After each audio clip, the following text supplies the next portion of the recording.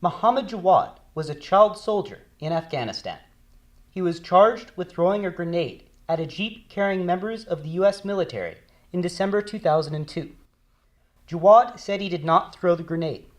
When his lawyer David Fracht took the case, he was told that there is a strong case against his client.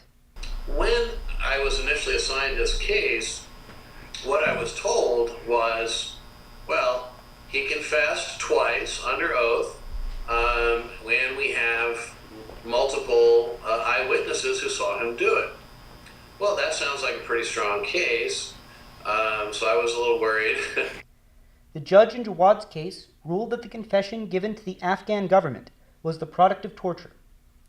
The police, Afghan police, first of all, they punched him in the nose and broke his nose. And they told him that if he did not confess, they would track down his mother or his member of his family and kill him. The confession he was handed to sign was written in a language he couldn't speak. It should be noted that Mohammed was illiterate, could not read or write in his own language, certainly in another language. According to Jawad, what he thought was his release document was in reality a confession he couldn't read. Jawad also gave a confession to U.S. interrogators under abusive treatment. One of the first things that they did to him was strip him naked and take nude photographs of him, which is a very clear violation of the Geneva Conventions. And so what Judge Henley ended up ruling, Colonel Stephen Henley, who was the chief trial judge of the U.S. Army, was that the effects of the torture by the Afghan police had not dissipated when he was placed in U.S. custody because the U.S.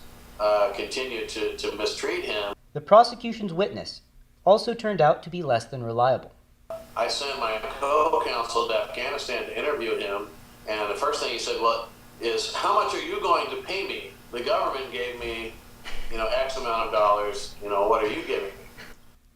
The charges against Mohamed Jawad were dropped. He was released in August 2009 after spending 6.5 years at Guantanamo.